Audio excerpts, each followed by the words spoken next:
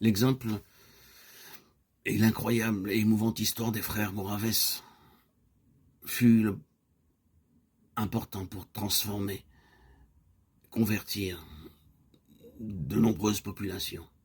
Puis celui de Shin Inland Mission, qui a souvent été cité comme le grand exemple d'une véritable œuvre de Dieu concernant la vie spirituelle et l'efficacité. Des livres sont encore publiés rétrospectivement avec pour objet d'inspirer et de restaurer les choses en prenant exemple sur cette œuvre.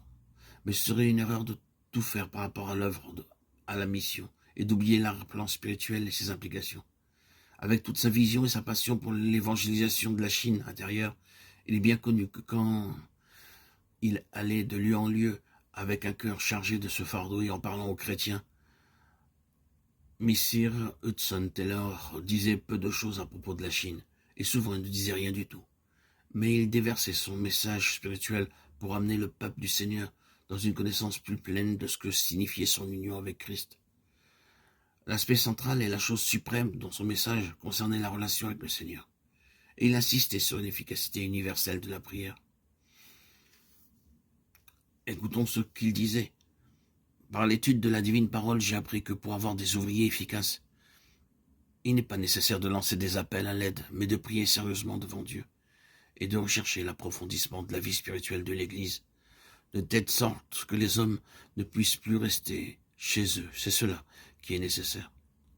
Si nous devions résumer l'histoire intérieure de cette œuvre en peu de mots, l'arrière-plan spirituel originel, nous devrions dire que ce ne fut pas réalisé par l'organisation, le plaidoyer, la propagande, les appels ou la publicité, mais par un homme avec une profonde connaissance de Dieu, issu de la croix, œuvrant profondément avec un message spirituel et vivant pour le peuple du Seigneur, pour qu'ils deviennent plus pleinement leur vie et la manifestation pratique d'une telle vie par la prière.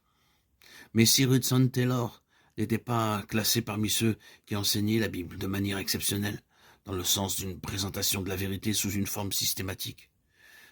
Il n'était pas du nombre des grands professeurs de la Bible, dans l'acceptation de ce terme généralement admis à son époque.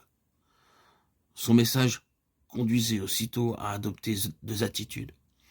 Premièrement, dans le rapport du croyant avec le Seigneur, et ensuite dans la mise en pratique visible de ce rapport par la prière et par les autres formes de service, afin d'amener l'Évangile à ceux qui n'avaient aucune chance de pouvoir le recevoir, sauf par des efforts consacrés pour les atteindre.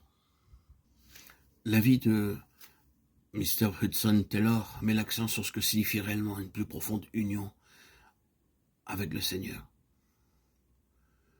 Il a existé de nombreuses conventions, comme celle de Keswick, et l'évangélisation dans le monde entier s'est accomplie de manière fulgurante. En relation avec tout cela, nous pourrions parler des riches ministères spirituels de serviteurs de Dieu tels que le docteur Andrew Murray et Mr. Charles Inwood.